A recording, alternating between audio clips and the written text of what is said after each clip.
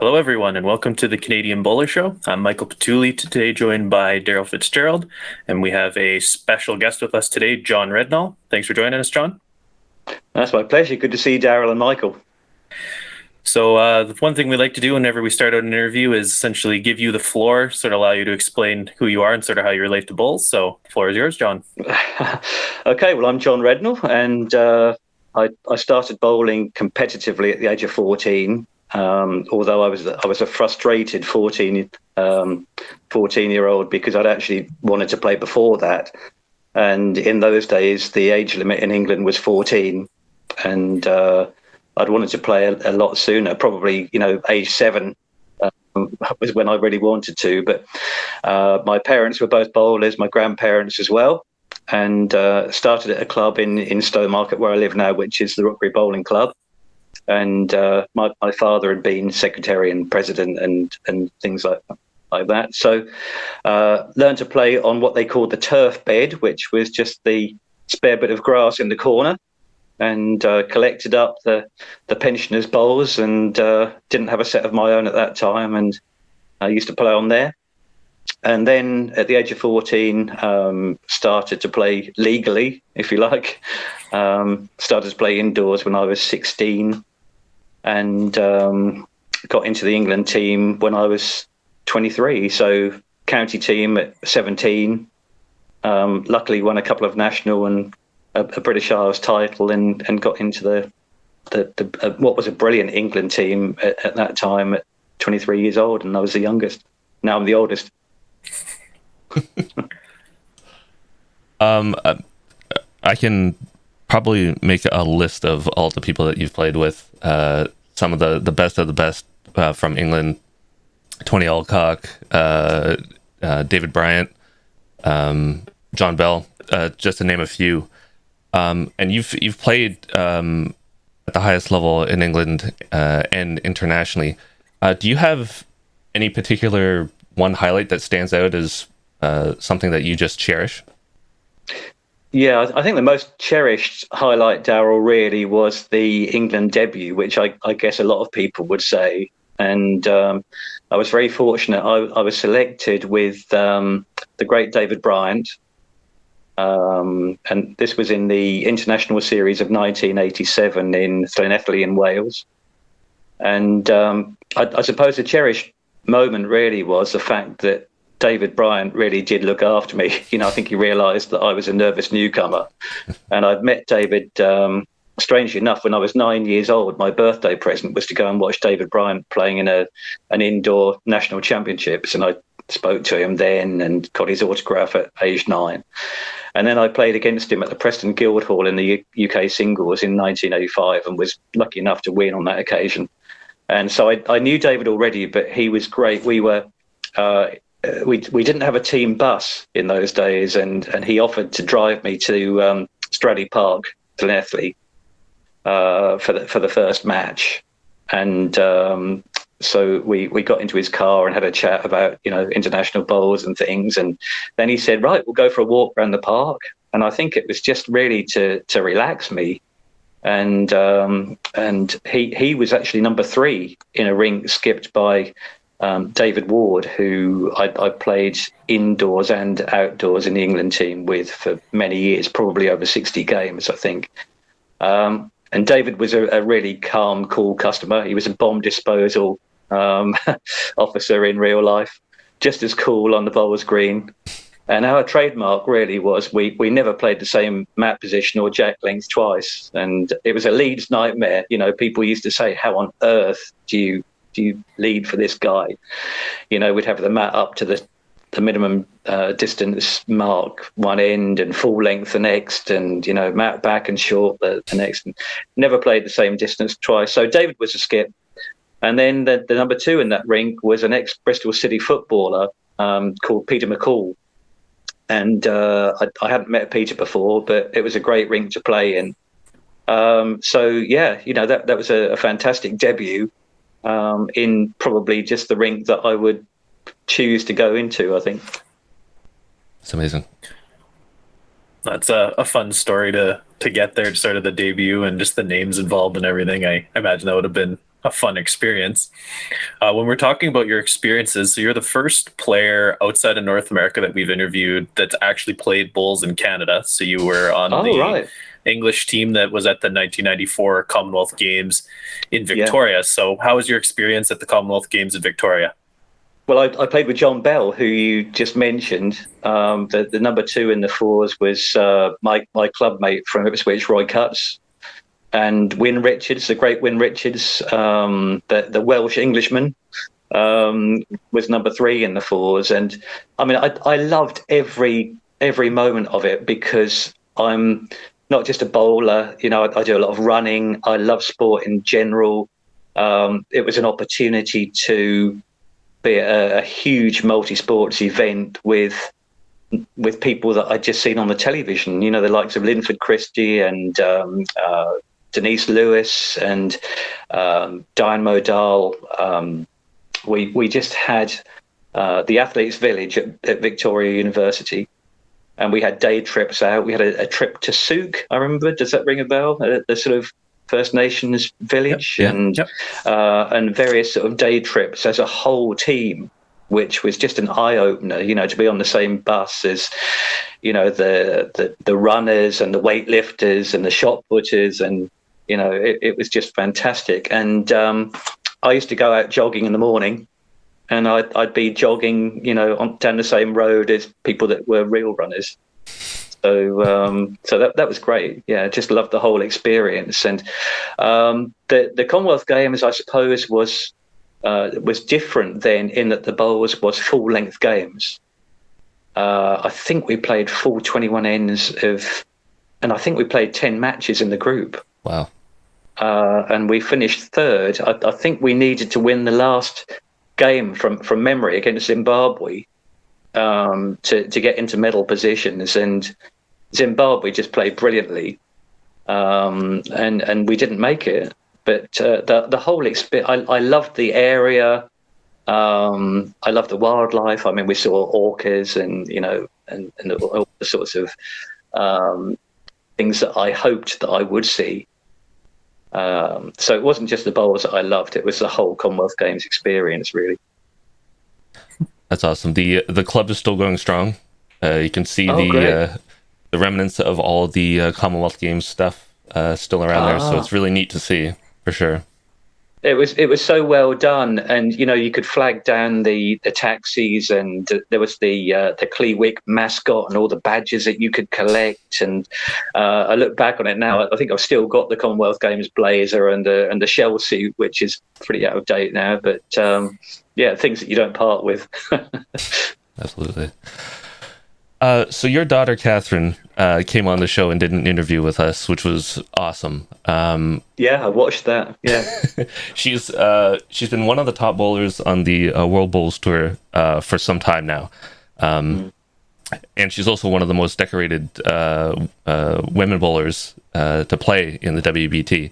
What is it like having your daughter, knowing that you've excelled in bowls, seeing her just excel in that sport too?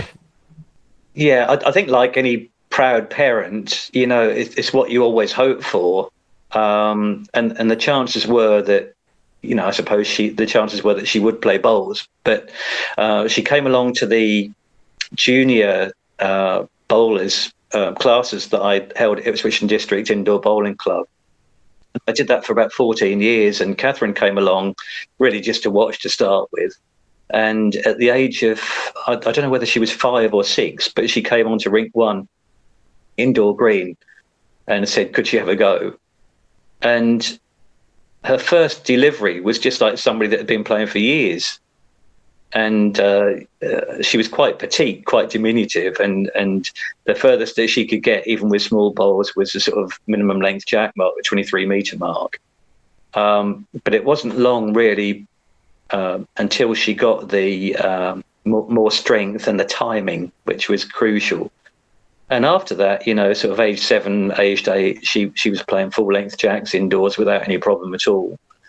And, you know, I think I'd have been overjoyed if Catherine had been, a champion in any sport or enjoyed any sport. I know she had golf lessons at one time. She played junior football at one time. But I suppose with the background of having grandparents and family and everything, it was fairly inevitable that she would go into bowls. But the early progress was just fantastic with her. She was never a bad bowler right from the start. She could play. And somebody said to me when I think she was about 14, 15, how good do you think she can be? What's her potential? And I said, I truly think she'll be a world champion, which is a brave call. And it's a bit of a biased call because that's what every parent hopes for. But no, she certainly fulfilled that potential. And she's still getting better. Yeah. Yeah, no, it's definitely a bold prediction, but you definitely must be a bit of a psychic or something because you were on the mark with that. Well, I think I've taught hundreds of children to play bowls, and a lot of them have gone on to enjoy it and do well and play at county level and even under 25 level. Other ones that I've taught, and Mark Royal was one of mine as well. He came to junior sessions when he was 12 years old, and Mark's done really well. And I've got a young lad now at my club called Charlie Beaton, and he is probably I think he shows the greatest potential to be an international or future world champion. So just remember that name. He's brilliant. He's only 15 and he's fantastic already. Wow. So you do touch on, you have touched on it, that you're sort of a junior coach. So Bowls England Junior Academy coach. What exactly do you do in that role? Well, I did that for 3 years, and it was something that I felt very privileged to do. And I'd often wondered what happened at the Bowls England Junior Academy, and they'd heard that I'd done some sort of local and regional junior bowls, and that I suppose it came as a sort of thing from being a school teacher. It was a natural kind of progression, and I'd actually been a coach, a qualified coach, since 1985. So I was very young when I became a coach.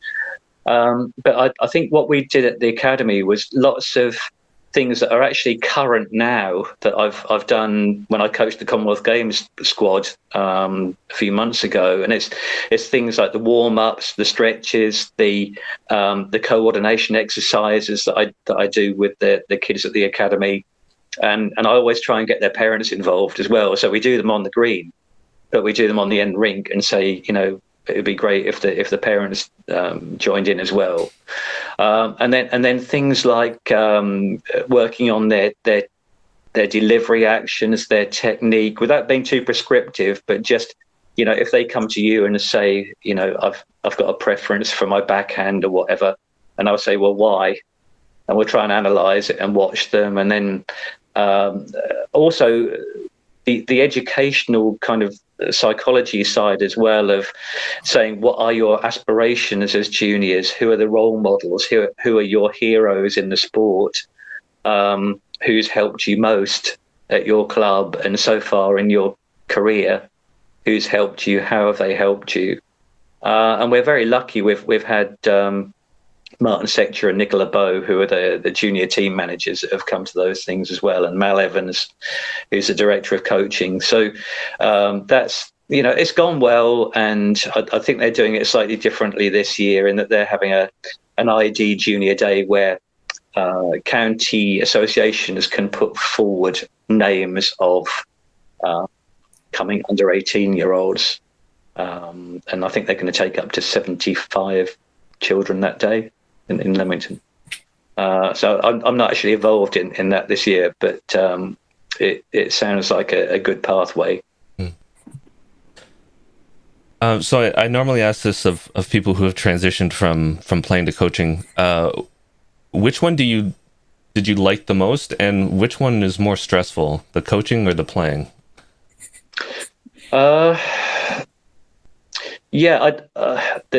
Maybe transition is the wrong word, because I still feel that I'm at the very peak of my bowling abilities. So whereas I've been to a soccer match this afternoon and Ipswich Town have won 4-0, so I'm in a very good mood. But I think, with a lot of coaches, they go to coaching from being good at the sport that they're passionate about. And for me, maybe because I was a school teacher, I took up coaching quite early in my career. And I suppose that was refreshing, because to be teaching juniors who were only, at the time, 9 or 10 years younger than me, was quite good. They saw that bowls wasn't an old man's game, and to have a young coach in those days was quite a novelty, I suppose. But in terms of stressful, I think coaching comes easy for me. I think if I hadn't have been a music teacher, I'd have probably tried to be a PE teacher, physical education teacher. I've always enjoyed coaching. I've coached a bit of squash and badminton and five-a-side football and things as well years ago. So I've always enjoyed the coaching side, but in that context, I think the playing is definitely more stressful. That's fair. Yeah. So you've written several articles for Bowls International magazine. How did you become associated with that publication and become a regular writer for it? Well, I did it a few years ago, just as one-offs, when Patrick Holbert was editor, and ended up writing a section on leading for the book that he published. And then Sian, when she was editor, she just contacted me and said, "Could you write an article on tips for leading?" And I think she was probably looking for a couple of paragraphs, and I wrote a couple of pages.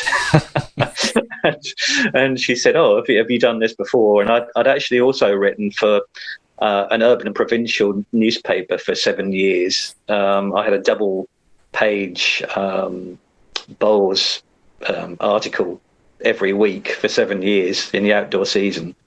And so I'd had plenty of practice at writing, and as well as teaching music, I taught English. I've always loved writing.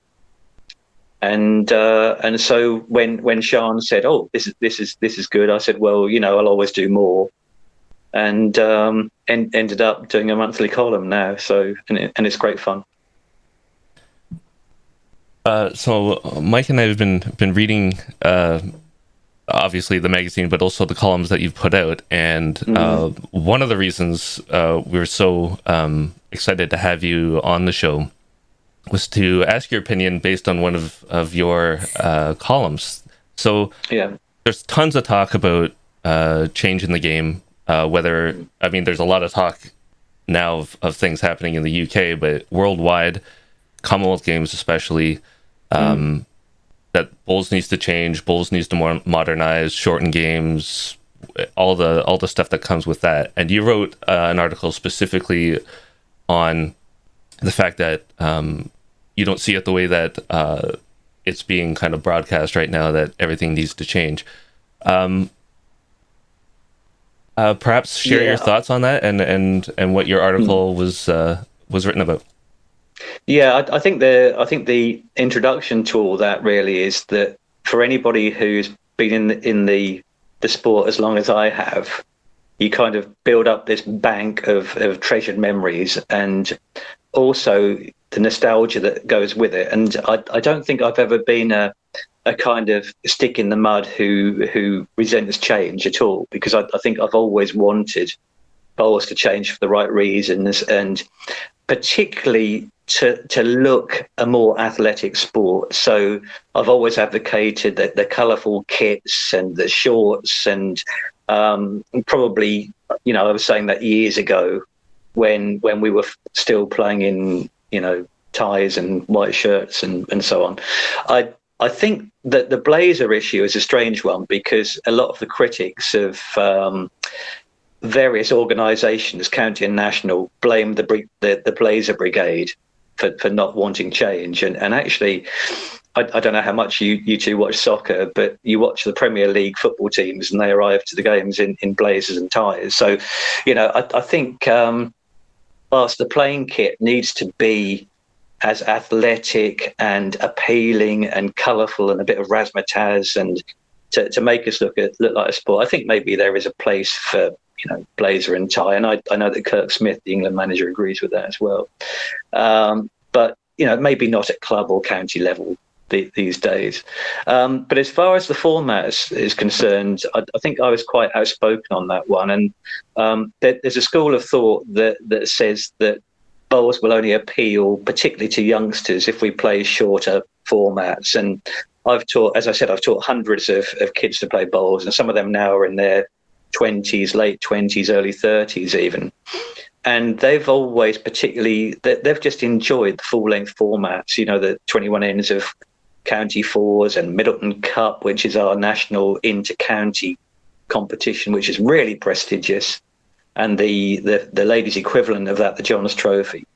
And I think most people that play Middleton Cup and actually international bowls still love the fact that it's a 21 end game, and you get the ebb and the flow, and the team that's behind, or the 24 players that are behind on the board, have got time to make those tactical and strategic changes and to find a surge in form.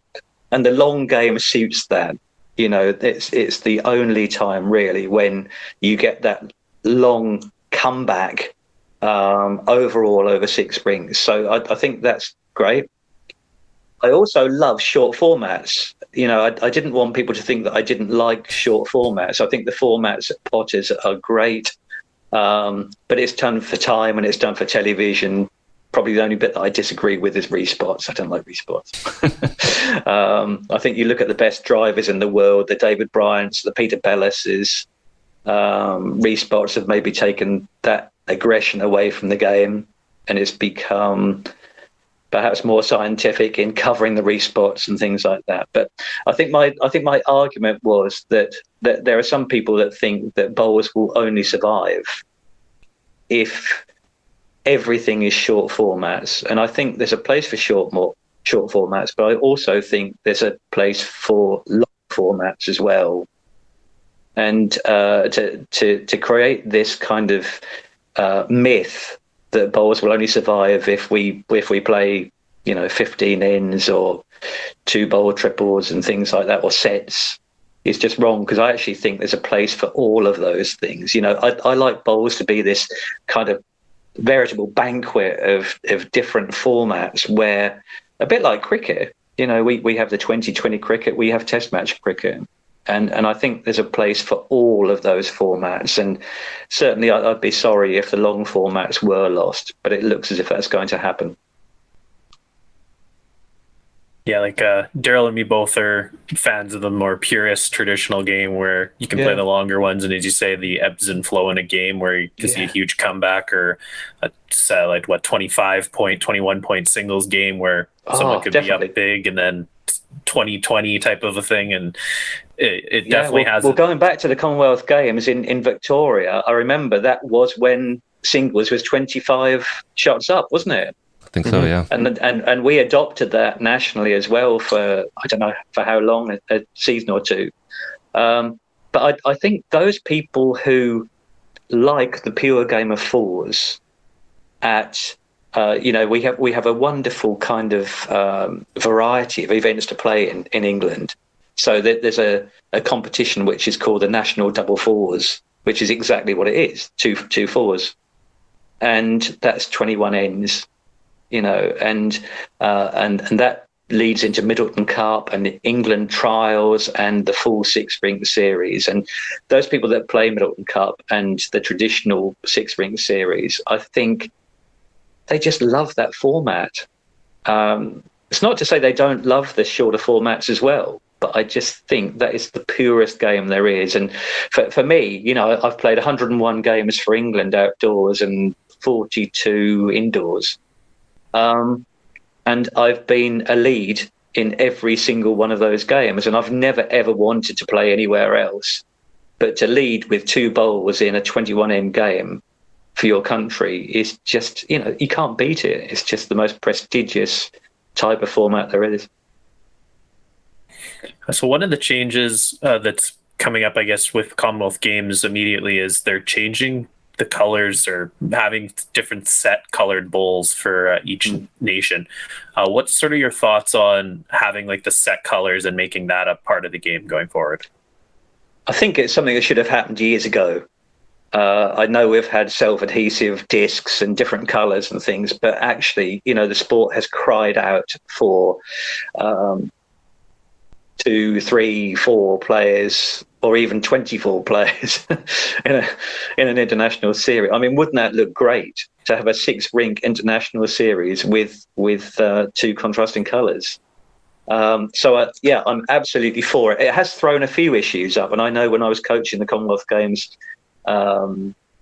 big squad before it was selected, they were talking about the possibility of this happening, and a few of the players are sponsored by Henselite, Drake's Pride, Taylor, Aero, and saying that they might not get exactly the same colour, and some of the players are quite keen to keep the bowls that they've played with and done well with over the years. So I think there will be a few kind of teething problems, but yeah, as I said, I'm not a stick in the mud, and I just think that to have team colours would be fantastic.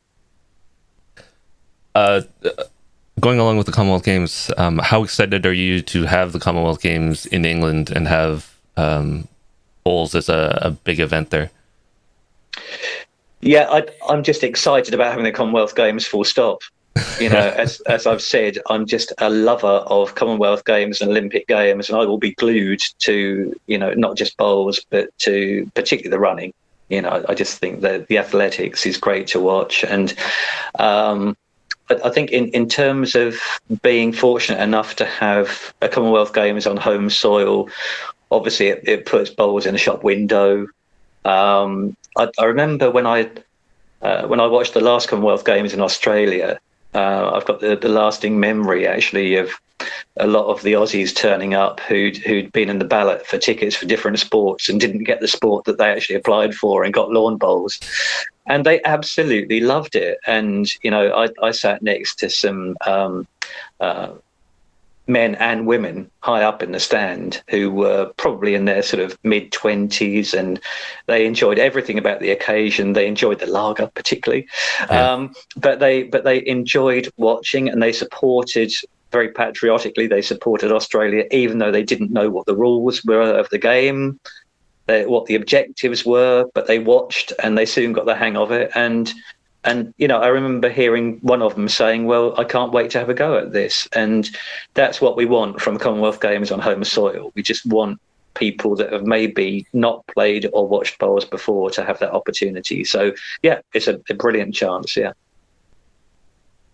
Yeah, I think the exposure of Commonwealth Games is always a huge thing because, like sort of as Daryl had said, the facility there in Victoria, still to this day, you can see that it was a Commonwealth Games facility, and then still being used for 20 plus years later. So yeah, it's definitely a lasting thing that has a huge effect on the Bulls Nation or whichever nation hosts it.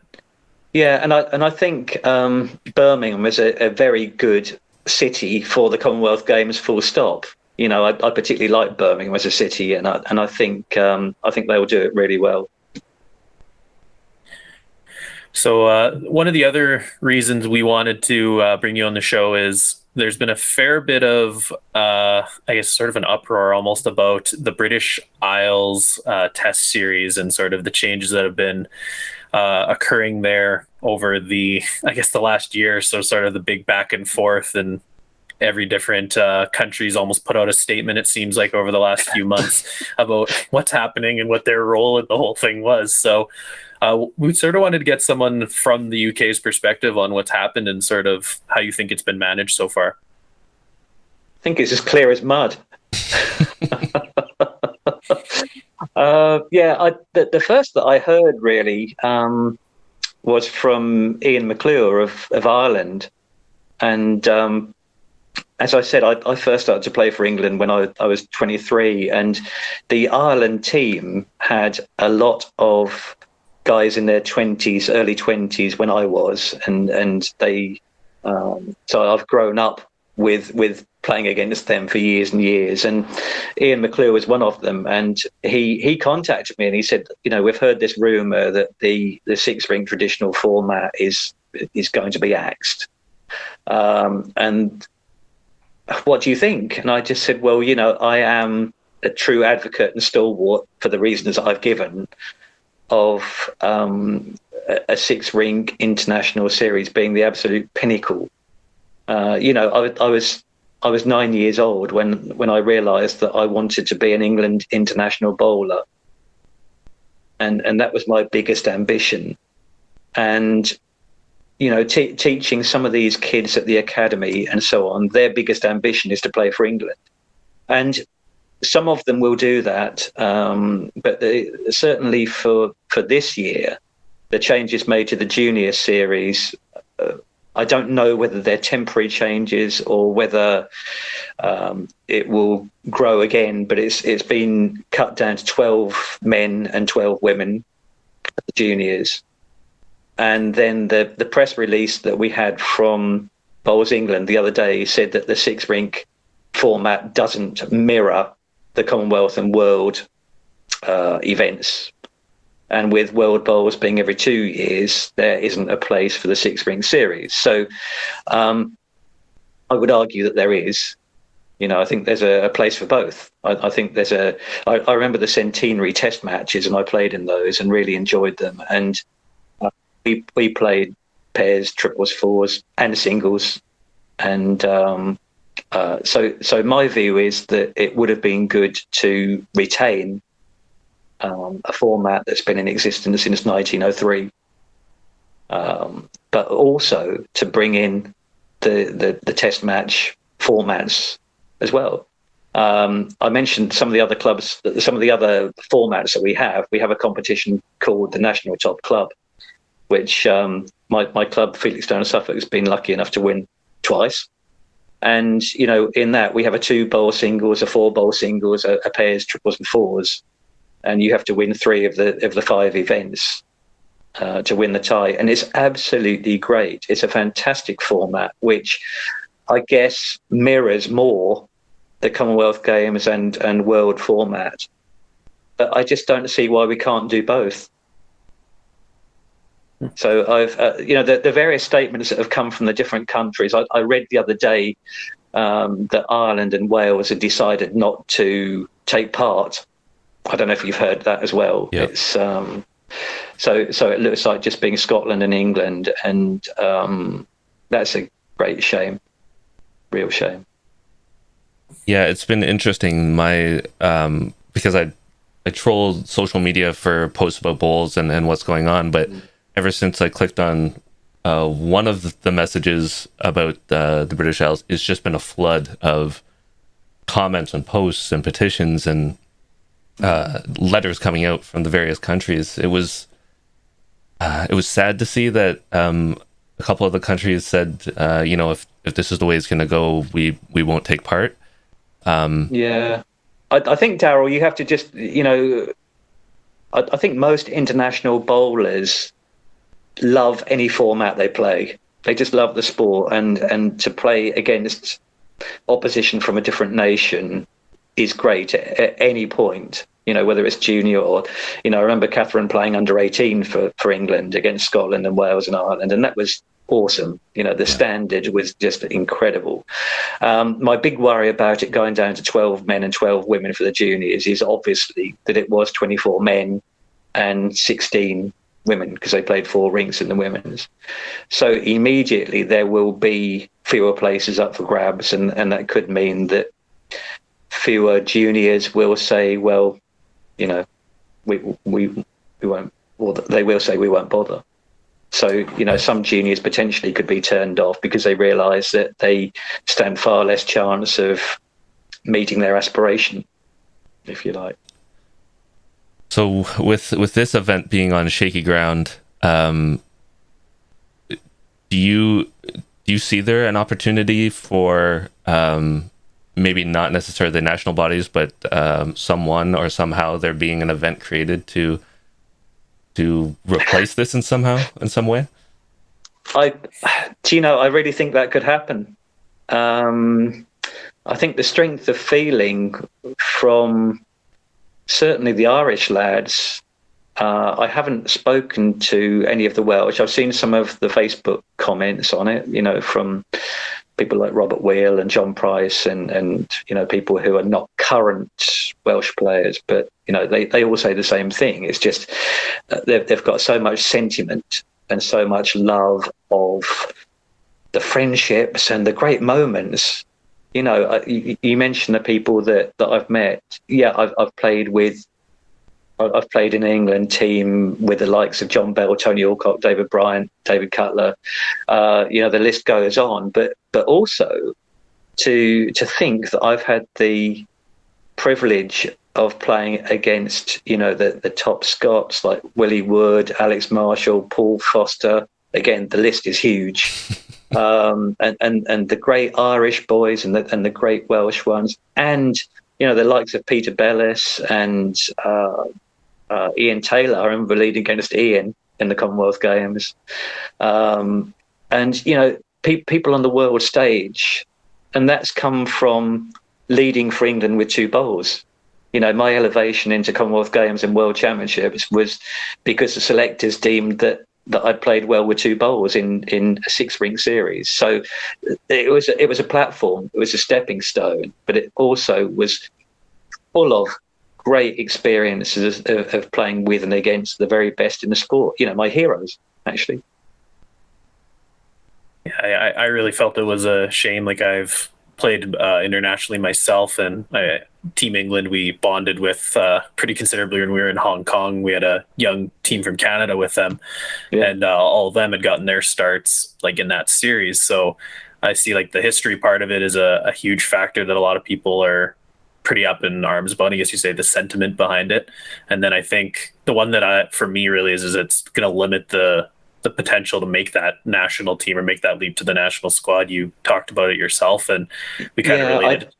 I described it the other day, Michael, as a conveyor belt. So if you take the conveyor belt that produces juniors, like Catherine, from 6 years old through to playing for their club, and then for their county, and then for the junior national side, under 18 indoor, then the under 25. Not all of those under 25 internationals will play seniors. It's a big step. It's a big step up. It's not a gimme. But there is a progression there. And I just think that conveyor belt is going to go very rusty if we're not careful. And it's a conveyor belt that will stop functioning if we don't give the aspirational potential to those juniors. Those juniors will want to play for England at under 18 and under 25 level. And if they're denied that, either because they're not quite good enough or because the places are limited, then the progression, I think, will just come to a halt. That's what I worry about. I see it's going to be a way a lot of people might get out of the game, where you kind of start to that point where you're maybe starting to become elite, and then you miss that one opportunity or 2 opportunities, and maybe it turns you off for the rest of your life. Yeah, that word's being used a lot, isn't it? On the various critical posts of Facebook and things, the biggest criticism seems to be that it's making the elite more elite.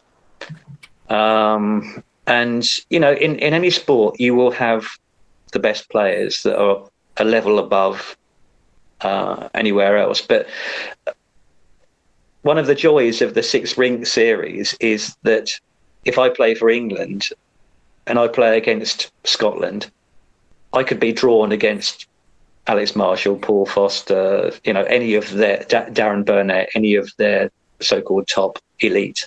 Mm-hmm. And I think if we're not careful, if we go to smaller teams, there's a rumour that teams could be of 6. There might be 6 very elite, and then a second string and a third string, and the second and third string won't actually get to pit their ability against the cream, if you like, of other nations.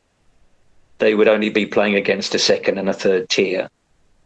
So again, they'll be denied that opportunity of saying, I've played against a 6 times world champions today.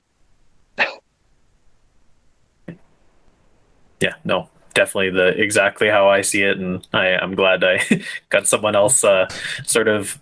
I guess I always talk about with Daryl here, and it's good to get another opinion in on it because I'm the one who's sort of, I guess, been a little more Yeah. closer to it just because I know a few of the guys from England and Ireland myself. Yeah. So To go back to your other question about, do I think that other events might be brought in by, shall we say, a splinter group? I mean, that's what we're talking about, Yes, isn't yeah. it? You know, if let's imagine, let's imagine Ireland and Wales got together and they said, no, you know, we don't support this format.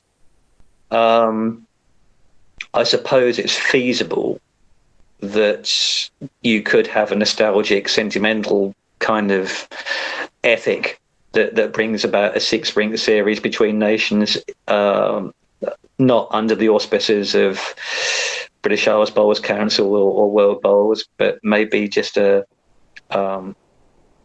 less formal, less funded international series.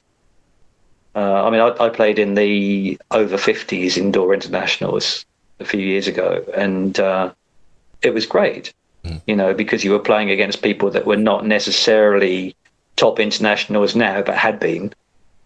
And they were people that you played against many times over the last, well, for me, the last sort of 3 decades, you know.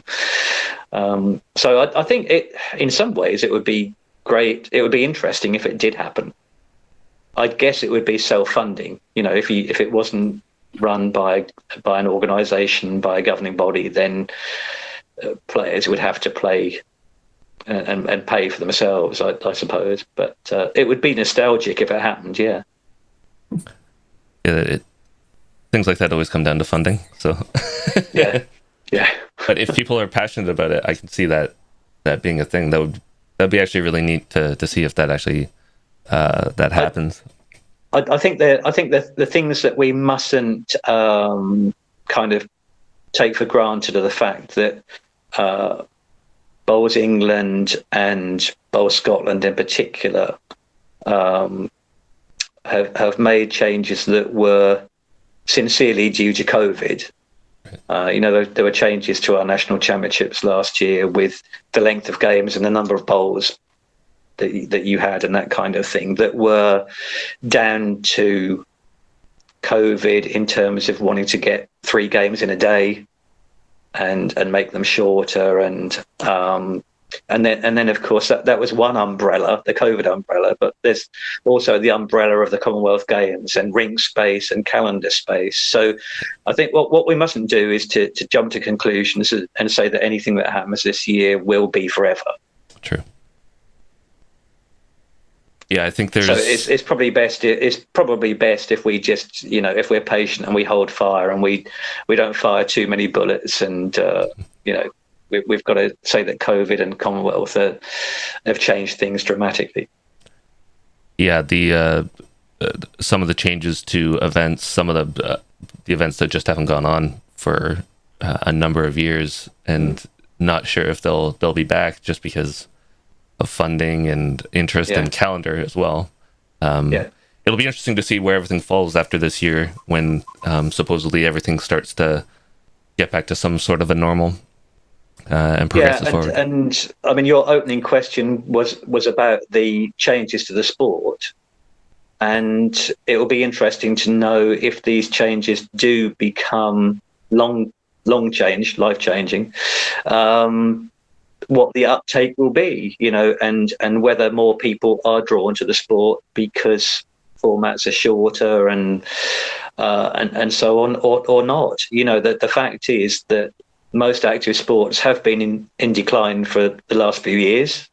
You know, certainly golf and tennis and along with bowls, the participation figures have gone down. I think it's true of a lot of other sports as well, which is partly due to people's lifestyles in you know, the times that we live in. But whether the short formats actually attract more people or they could turn a lot of people off what they've enjoyed for years. That's the big danger. Very true. I wanted to pivot a little bit and there was another article in Bowls International about you and your other passion outside of bowls. Tell us about your music. Well, I was a music teacher in Suffolk schools. So Suffolk is a county that I live in and worked in all my career. I taught music in schools for 33 years, and I think, as well as having an ambition to play for England when I was 9, I remember when I was 9 years old, I told my parents that I wanted to be a middle school music teacher. And at that time, I could play the violin. I was having violin lessons. I was a self-taught piano player, a self-taught recorder player. In fact, I was lucky that I could just sort of pick things up and seem to be able to play them badly. And then somebody at high school said, well, if you want to become a music teacher, you need to play the piano properly. In other words, learn to read the music, bass, clef, and so on, which I hadn't. I was just an improviser and could play quite well without ever reading music. And so I skipped through the grades very quickly and went to piano lessons with a little old lady up the road, and had to have Associated Board Royal Schools of Music, grade 8 and grade 6 to get into music college. Got into music college, had 4 years there. I'd also played in the Stowmarket School's concert band, which was a very accomplished band of students, and actually toured America and Canada, aged 14. 25 concerts in 21 days, and wow. Fantastic sightseeing, New York, Ottawa, Ontario, day trip to the CN Tower, Niagara Falls, playing in plazas and malls, and it's just unforgettable, really.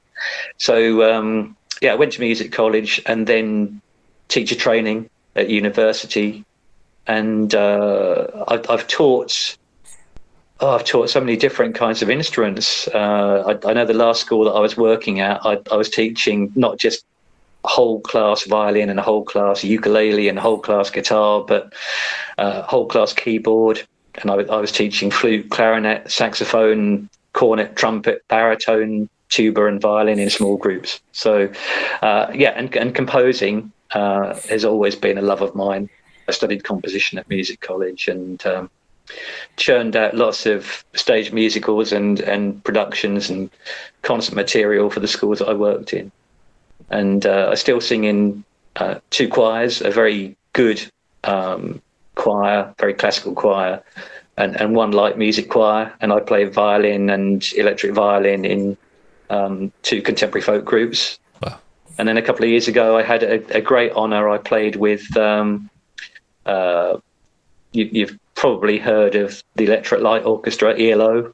Yep. And I played with a group that's generally known as being the best tribute act to ELO, nice. Called the ELO Encounter. So I played on stage with them, electric violin.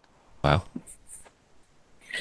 Yeah, like the article that we were sort of seeing there was specifically about your compilation album that you put out there as a fundraiser. So do you mind sort of sharing what that came about or how that came about? Yes, of course. At the start of lockdown, when we could do really was to paint fences and garden furniture and make our gardens look good. And I was lucky enough to have my studio keyboard upstairs, and I look back on my teaching career and a number of the songs and instrumentals that I'd written for different productions, and I just thought, I'm going to revamp these on this keyboard. And it's a keyboard that's got brilliant orchestral sounds, the 16-track recording facility and things. And I decided that I would just revamp these things. And then Catherine's little boy, Harry, he was 1 on the 29th of March.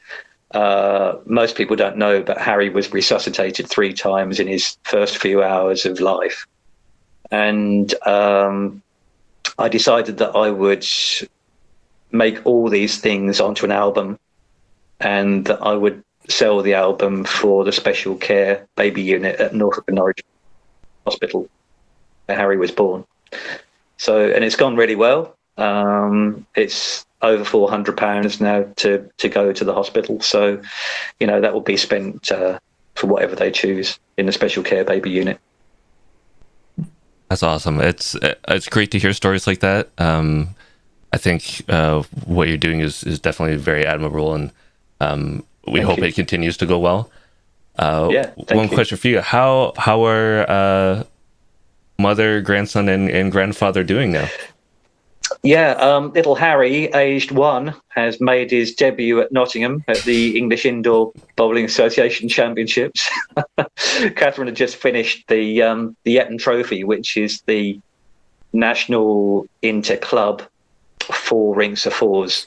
And the whole green was vacated, and Peter Thompson and Carl Higgins were just putting the tables up for the presentation. And Harry decided that he was going to stand up at the end of the ring and pick somebody's bowl up in 2 hands, and clearly wanted to get onto the green. So Catherine put him on, and he crawled onto a mat that had been left on rink 1 and promptly rolled the jack up the green. So he's pretty deadly with a tennis ball. Yeah. He throws it for the dog at home, and he can roll it and throw it in the right direction with quite a lot of power. So I think the signs are good. He's made his debut. That's awesome. So just a matter of time until another Rednall is playing for Team England, I guess. Yeah, and Catherine is fine. Catherine won the National Ladies Fours with her teammates the other day, and the Eton Trophy. So two more national titles. Wow. So yeah, she's doing well. So I guess, did you have any other questions that you had today, Daryl? No, that was great. John, really appreciate you coming on the show. We were really pumped when you said yes, you'll do an interview. For making the time for us. We want to get a global perspective. We want to get the news out to everybody, perspectives that are not just our own. So having your perspective on everything that's going on in the UK, talk about the Commonwealth Games, and especially your career and what you're doing has been fantastic. So thank you very much. Thanks very much. It's great to hear what's going on in other countries as well, and what their perceptions are. And as much as social media is maligned in some cases, I said earlier on, playing for England for 31 years, I've met some fantastic people, and I have friends in just about every country that I've ever played against, I think. So they're Facebook friends, and we keep in touch, and it's just good to hear that the game is flourishing, particularly in the countries that you don't necessarily associate with bowls. I was amazed at the Commonwealth Games in Australia, just how good a lot of the smaller countries are, and how cosmopolitan bowls has become. Yeah. In those countries. It's just a feast, really. It's a feast of bowls. Well, yeah, thanks again for joining us, and my pleasure.